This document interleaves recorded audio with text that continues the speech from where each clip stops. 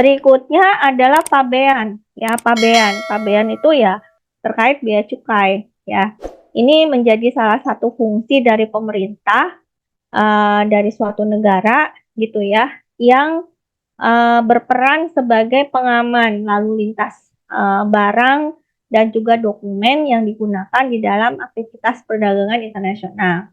Ya, pabean ini yang memutuskan apakah suatu barang itu bisa masuk ya atau bisa keluar gitu loh dari satu negara ke negara lainnya gitu. Jadi kalau misalkan ada ya kemarin terkait kasus itu kan pabean juga ya yang ini ya yang just tip apa tuh yang lagi viral roti apa bun apa itu ya krim bun krim ban.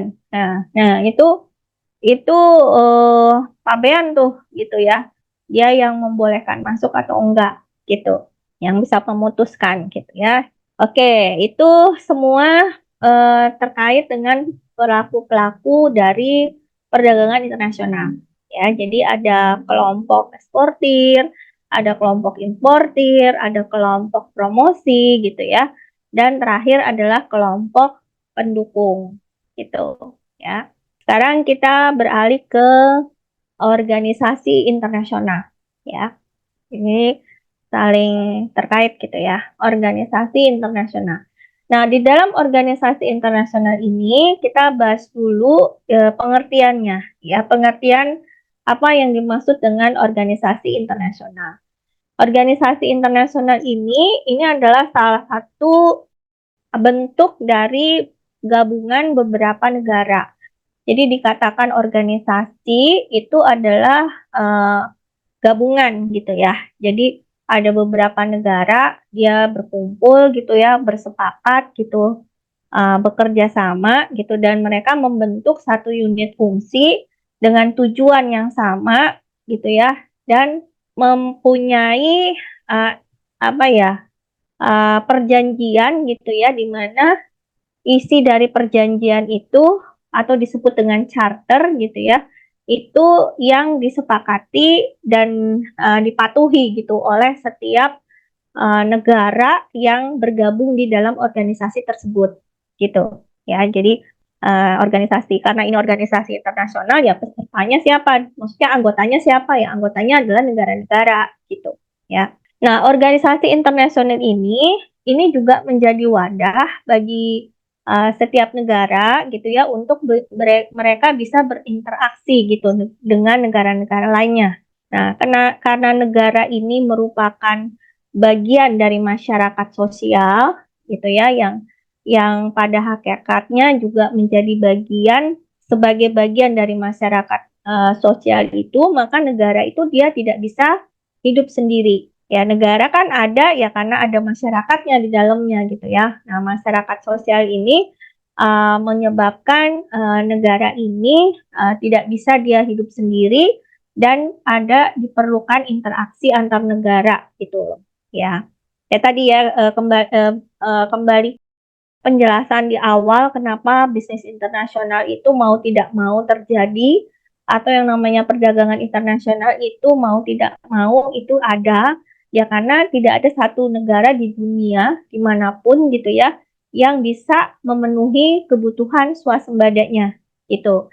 Jadi makanya diperlukan adanya interaksi gitu antar negara dan itu bisa diatur melalui organisasi internasional seperti itu. Bisa dipahami ya di sini ya. Nah, sekarang apa saja organisasi-organisasi internasional yang ada ya di dunia ini? Ya, mungkin pernah dengar yang namanya Liga Bangsa-Bangsa. Ya, kita mulai dulu ya. Apa mengenalkan dulu dari awal-awal gitu ya. Ada organisasi internasional itu apa aja gitu ya. Nah, Liga Bangsa-Bangsa yang pertama atau disebut dengan League of Nations gitu ya. Nah, Liga Bangsa-Bangsa ini adalah salah satu organisasi internasional yang punya cita-cita awal di dalam pembentukan organisasi itu untuk menyelesaikan masalah, menyelesaikan sengketa gitu ya. Supaya apa tuh dulu kan waktu masih zaman-zaman penjajahan gitu ya.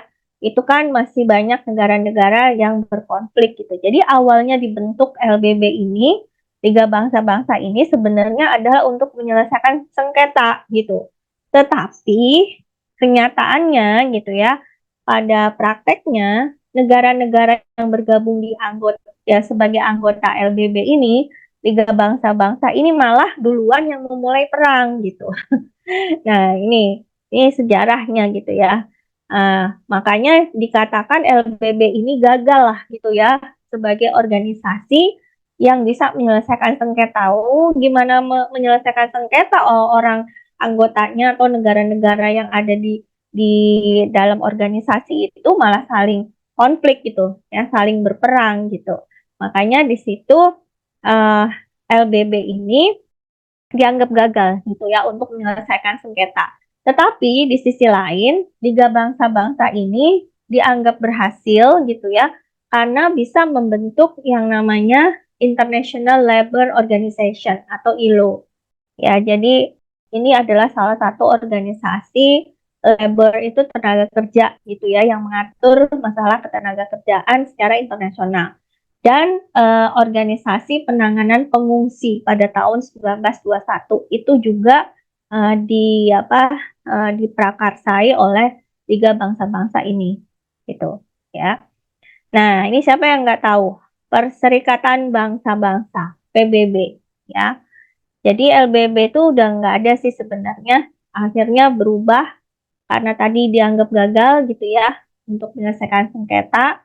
Lalu kemudian malah jadi pecah Perang Dunia Kedua gitu ya. Maka LBB itu digantikan gitu lah fungsinya itu dengan PBB, Perserikatan Bangsa-Bangsa ya. Inilah yang dinamakan organisasi yang bisa menjaga perdamaian dan bagaimana membina hubungan persahabatan antar negara di dunia gitu. Atau makanya disebut dengan United Nation gitu. Jadi negara-negara itu menjadi satu kesatuan gitu ya, nggak saling konflik, nggak saling perang gitu maksudnya, damai gitu. Maka disebut dengan Perserikatan Bangsa-Bangsa ya. Sebelum lebih lanjut kita mengenal organisasi-organisasi internasional, ada 3 aspek di dalam pembentukan organisasi internasional yang perlu kita tahu. Jadi membentuk satu organisasi internasional itu nggak sembarangan gitu ya. Ada 3 aspek gitu di dalam pembentukannya. Yang pertama adalah aspek hukum, ya bagaimana dari legalitasnya, karena setiap negara dia punya aturannya sendiri-sendiri, dia punya kebijakannya sendiri-sendiri gitu ya.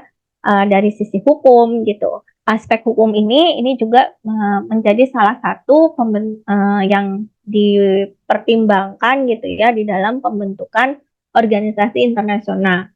Yang kedua adalah aspek filosofi atau sudut pandang, cara pandang gitu lah. Cara pandang dari setiap negara itu bagaimana? Apakah bisa menjadi satu visi gitu ya, satu tujuan gitu ya, satu bahasa, artinya satu pemikiran gitu ya. Nah, itu juga bisa membentuk satu organisasi gitu. Yang ketiga itu dari sisi aspek administratif ya, secara dokumennya, masalah tata kelolanya lah seperti itu gitu ya. Jadi sifatnya aspek administratif gitu. Nah, ini itu tadi 3 aspek yang menjadi penting gitu ya di dalam pembentukan organisasi internasional. Nah, kemudian masih nyambung juga berkaitan dengan pembentukan organisasi internasional itu gitu ya.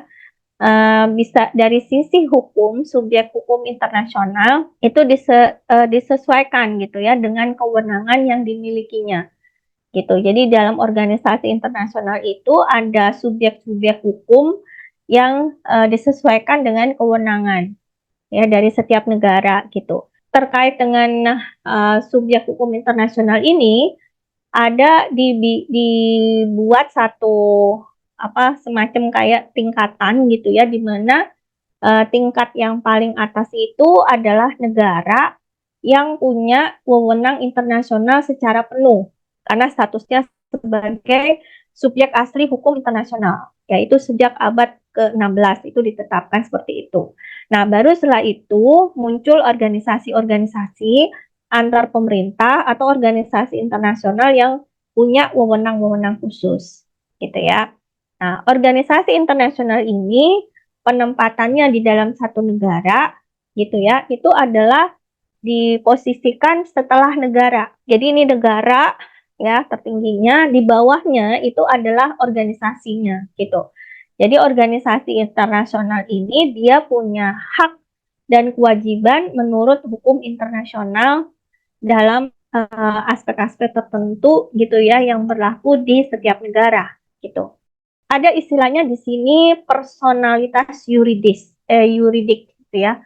Personalitas yuridik ini yang harus dimiliki oleh organisasi internasional sehingga bisa dibedakan organisasi itu menjadi dua ya.